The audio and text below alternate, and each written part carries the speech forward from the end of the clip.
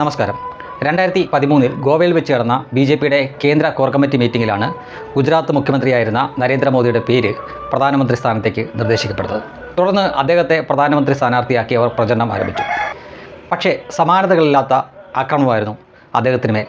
വ്യക്തിഹത്യ ഉൾപ്പെടെ ഗുജറാത്ത് കലാപത്തെ ചുറ്റിപ്പറ്റിയായിരുന്നു ആ ആക്രമണം മുഴുവൻ. അന്ന് ഭരിച്ചുകൊണ്ടിരുന്ന മൻമോഹൻ സർക്കാർ, അതായത് UPA എന്ന സർക്കാരായിരുന്നു. ആ മുന്നണിയിലുള്ള എല്ലാവരും കൂടി വളഞ്ഞിട്ട് അദ്ദേഹത്തെ വ്യക്തിഹത്യ ചെയ്യാനും ആക്രമിക്കാനും തുടങ്ങി. ആ സമയത്താണ് ചായയടിക്കാരൻ എന്നുള്ള ആ പേര് വരുന്നത്.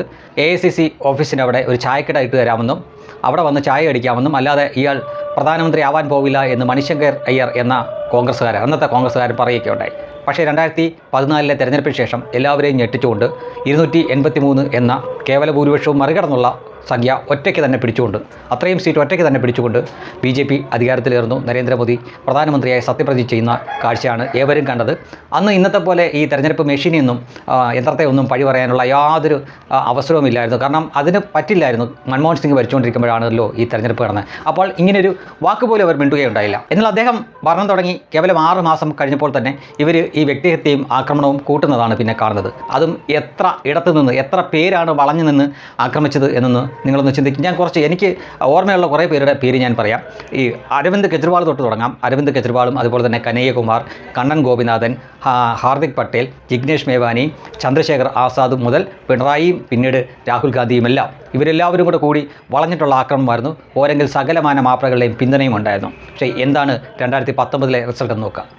2019 തെരഞ്ഞെടുപ്പിൻ്റെ ഫലം വന്നപ്പോൾ 2014 കൂടിയ ഭൂരിപക്ഷത്തോടെ, അതായത് 283 എന്നത് 303 വർദ്ധിക്കുന്ന കാഴ്ചയാണ് കണ്ടത്.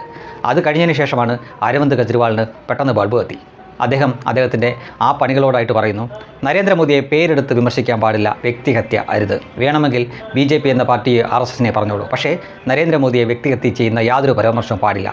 കാരണം അദ്ദേഹത്തെ വ്യക്തിഹത്യ ചെയ്യുന്ന തരത്തിലുള്ള ആരോപണങ്ങളും പരാമർശങ്ങളും വന്നാൽ തീർച്ചയായിട്ടും അദ്ദേഹത്തിൻ്റെ കൂടെ ജനങ്ങൾ നിൽക്കും, അദ്ദേഹത്തിൻ്റെ പിന്തുണ വർദ്ധിക്കും, സീറ്റും വർദ്ധിക്കും, അദ്ദേഹം കൂടുതൽ കരുത്തനാവും. അതിനാൽ അത് ചെയ്യരുത് എന്ന് പറഞ്ഞുകൊണ്ട് അദ്ദേഹം പിന്നീട് 2019 ശേഷം മോദിയെ പേരെടുത്ത് വിമർശിക്കുന്ന പരിപാടി നിർത്തി.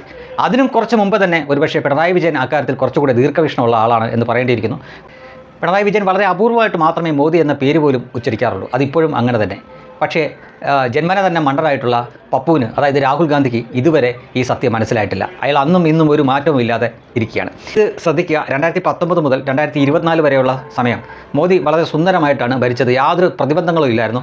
വ്യക്തിഹത്യകളോ അല്ലെങ്കിൽ മറ്റുള്ള തെരഞ്ഞു പിടിച്ചുള്ള ആക്രമണം ഒന്നും ഇല്ലായിരുന്നു. കാരണം ആ സമയത്ത് ഈ ഞാൻ നേരത്തെ പറഞ്ഞ പോലെ കനയ്യകുമാർ, കണ്ണൻ ഗോപിനാഥൻ തുടങ്ങിയവരൊക്കെ മാധ്യമ ശ്രദ്ധ അങ്ങ് പോയി. അവരൊക്കെ ജീവിച്ചിരിപ്പുണ്ടോ എന്ന് പോലും ആരും ശ്രദ്ധിക്കാതായി. ഹാർദിക് പട്ടേലാണെങ്കിൽ BJPയിലേക്ക് വന്നു. ചന്ദ്രശേഖർ ആസാദ് ആണെങ്കിൽ അയാളുടെ സ്വാധീനമെല്ലാം പോയി. അയാളൊരു കേവലം MP മാത്രമായിട്ട് പാർലമെൻറ്റിൽ ഒതുങ്ങി. രാഹുൽ ഗാന്ധി സ്വതസിദ്ധമായിട്ടുള്ള കാര്യങ്ങളുമായിട്ട് പട്ടായയും മറ്റുമൊക്കെ ആയിട്ട് അങ്ങനെ അങ്ങ് പോയി. പിണറായി വിജയനാണെങ്കിൽ കേന്ദ്രത്തിനെതിരെ അല്ലെങ്കിൽ മോദിക്കെതിരെ ഒന്നും പറയാതായി. അരവിന്ദ് കെജ്രിവാൾ ആണെങ്കിൽ വരുന്ന തെരഞ്ഞെടുപ്പിൽ തൻ്റെ സ്ഥാനം നഷ്ടപ്പെടുമോ എന്ന ഭയന്ന് അവിടെ മാത്രം കേന്ദ്രീകരിച്ചുകൊണ്ട് പ്രവർത്തിക്കാൻ തുടങ്ങി. ചുരുക്കി പറഞ്ഞാൽ വ്യക്തിപരമായിട്ടുള്ള ആക്ഷേപമോ ആക്രമണമോ ഒന്നും ഏൽക്കാതെ നരേന്ദ്രമോദി ഒരു ഭരിച്ച കാലയളവായിരുന്നു 2019 മുതൽ 2024 വരെയുള്ള കാലയളവ്. പക്ഷേ റിസൾട്ട് വന്നപ്പോൾ കണ്ടോ, 303 സീറ്റിൽ നിന്ന് 241 കുറഞ്ഞുപോയി.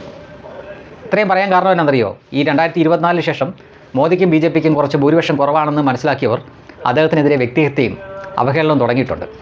ഒരു എഫ്സ്റ്റീൻ ഫയൽ എന്നൊക്കെ പറഞ്ഞുകൊണ്ടാണ് കുറേ നാൾ നടന്നത്. എഫ്സ്റ്റീൻ ഫയൽസിൽ വേറെ കുറേ ആളുകളുടെ പേരും മറ്റുമൊക്കെ ഉണ്ട്. അതുമായിട്ട് യാതൊരു ബന്ധവുമില്ലാത്തതാണ് നരേന്ദ്രമോദിയുടേത്. നരേന്ദ്രമോദിയെ പറ്റി ഒരേ ഒരു പരാമർശം മാത്രമാണുള്ളത്. നരേന്ദ്രമോദി ഈ ട്രംപിന് വേണ്ടി ഇസ്രായേൽ പ്രധാനമന്ത്രിയുടെ നെതന്യാഹുവിൻ്റെ അടുക്കൽ പോയിട്ട് പാട്ടുപാടി ഡാൻസ് കളിച്ചെന്നുള്ള ഒരു ശൈലി, ഒരു പ്രയോഗം മാത്രമാണ് അതിനകത്തുള്ളത്. അല്ലാതെ ഈ പറയുന്ന പോലെ മോശപ്പെട്ട യാതൊരു പരാമർശവും മോദിയെ പറ്റിയില്ല. പക്ഷേ അദ്ദേഹം എഫ്സ്റ്റീൻ ഫയലിൽ അദ്ദേഹത്തിൻ്റെ പേര് വന്നെന്ന് പറഞ്ഞുകൊണ്ട് വളരെ മോശമായ രീതിയിലുള്ള വ്യക്തിഹത്യ, പിന്നെ ആരൊക്കെയോ പറഞ്ഞെന്ന് പറഞ്ഞുകൊണ്ട് സ്ത്രീ വിഷയങ്ങൾ ചേർത്ത് വെച്ചിട്ട് ഈ മനുഷ്യനെ പറ്റി പറയുക. ഈ മണ്ടന്മാർ വീണ്ടും 2014 പോലെ തുടങ്ങിയിട്ടുണ്ട് എന്ന് മാത്രമേ പറയാനുള്ളൂ.